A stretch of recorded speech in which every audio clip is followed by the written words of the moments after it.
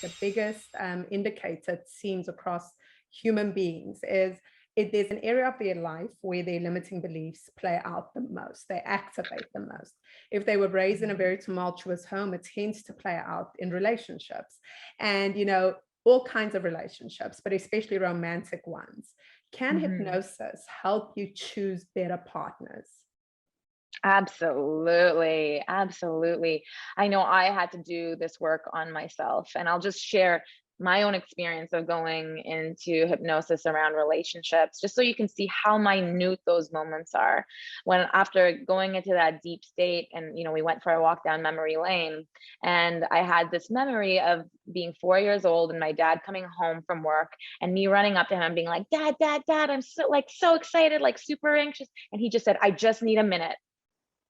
Boom. Belief. I'm not lovable. I'm annoying. What I want is not available to me.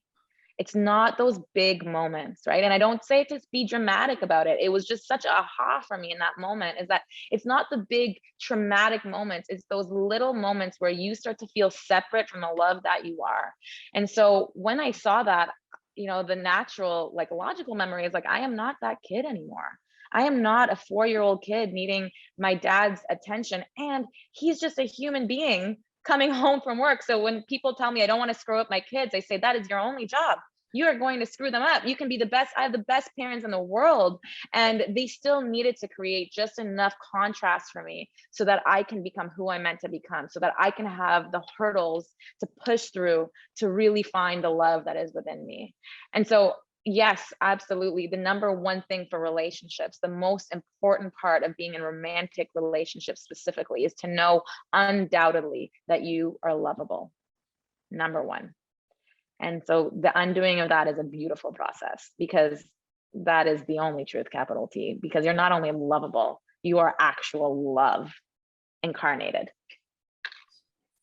That is such a powerful story, because I think when we're thinking about, why we form certain patterns in any arena of our life, we're always trying to think back on the most traumatic, the biggest thing that could have happened. And once you let the big thing go, you automatically assume that, oh no, but now I should be able to be in this relationship or job or whatever it is.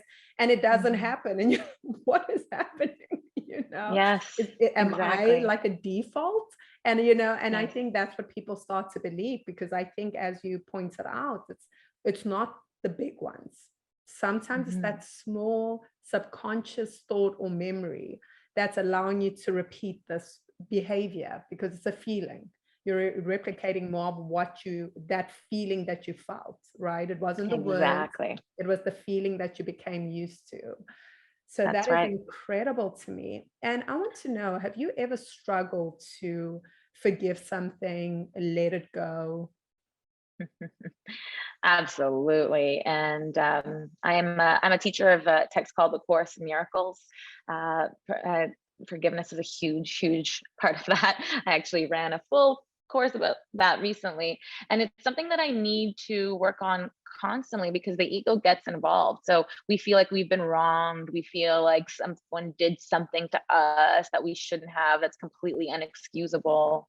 And so I think I think there is a journey to forgiveness, because we are ego beings. Like, we have an ego. I have one. Maybe there's a few people in this world that don't have one. And so there is a process to it. And the first is first looking at why you were impacted by what happened. Meaning, so if I said to you, "You are a pink elephant, you are a pink elephant, you are a pink elephant," you would not care at all. You would not be offended by anything I said, right? You'd just be like, "You're weird. I am not a pink elephant. So I don't care what you're saying. You're just a weirdo." But if I said something to you like, "You are really selfish," now it becomes maybe something that triggers you differently. And now you have to look at, why was I triggered by what they said? On some level, I believe it to be true, or it wouldn't be a trigger for me. So for every time there's a need to forgive, there's something to look at within yourself, an area of self-acceptance that can happen.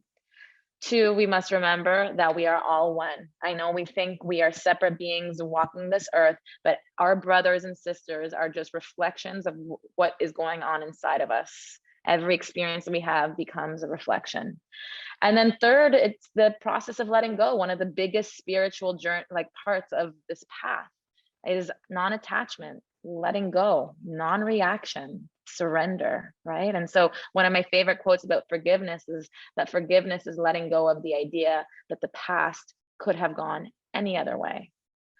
Or A Course in Miracles says forgiveness is only remembering the loving thoughts and words that were given to you and the ones that you gave back, meaning just remembering only the love that there was and letting go of everything that was separate from that love.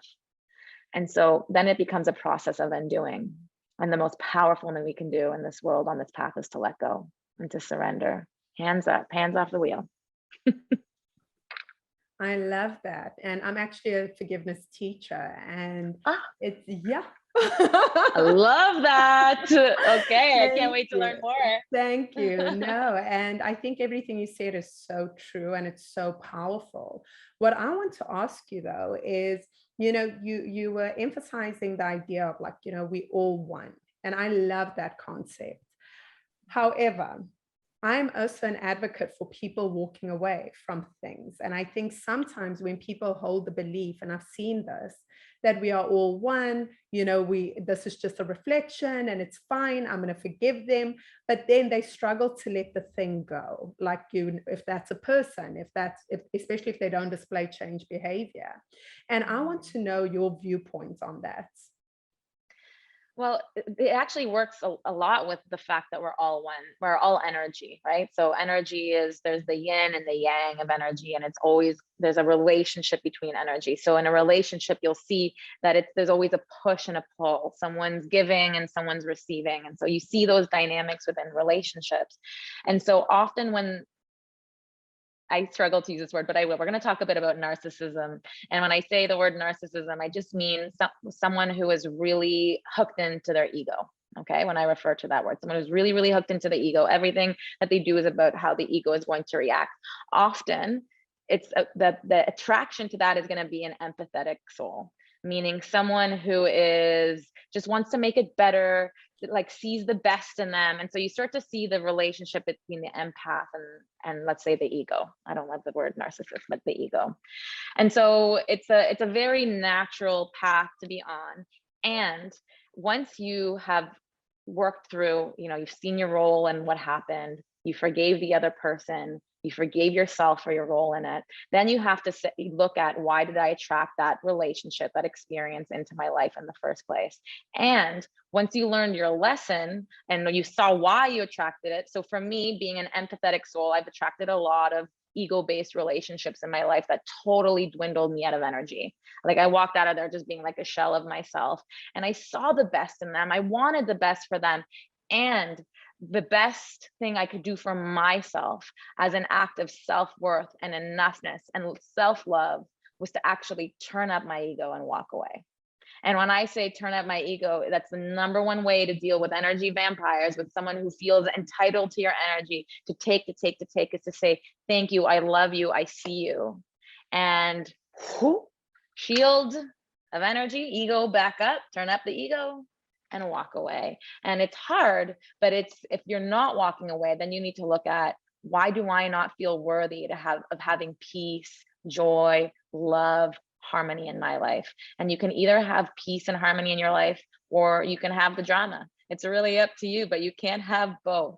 And so once you've learned your lesson, I think people will start to, move away from your life naturally. But sometimes it's going to look like taking a really big stand for what you deserve. Oh, that is so important. And you actually made me think of an interview I saw with Keanu Reeves. And he was speaking, I believe, to Drew Barrymore. And Drew Barrymore said, oh, like, I'm such a lover. Like, I could never be a fighter. I'm a lover. And Keanu responded and said, but you can't be a lover if you don't know how to be a fighter. Because sometimes in order to have love, you have to be willing to fight for what you love. And I thought it was so fascinating. And I was like, this is so beautiful. Like, I get it. And, I want to know how you think about that. Oh, I love that. Again, it's about the polarities of life. Like you can't have light without experiencing your darkness. Otherwise, you're going to be hovering that middle line of life all the time. And it's the same, thing. If you really want success in life, then you got to go in there courageously and be okay with falling on your bum. You probably will. It's not going to be as bad as you think it's going to be. It never is. But I love the contrast of life. Again, I'm a quote person, but contrast creates waves of desire, which is the basis for all of creation. It's one of my favorites. We need contrast to become who we are in this world. So if you are an empath and you're taking on too much energy, you better learn how to work with your walls and like how to put up those walls. It's a beautiful thing. And when you're a really positive person, get to know your rage. It has something to tell you, or get to know your sadness and your depression. And learn how to push every single note, every key on that piano, and to fall in love with this grand human experience that is really it's full of the highs and lows in life, it's full of the waves of life. And so yeah, I'm with you. I'm all about experiencing all of those feelings. And we won't even know what we're avoiding if we don't know like what we're feeling. You know what I mean? So you can't even get where you want to get if you don't learn about what it is that you're moving away from, really. And so do step, push every key to that piano.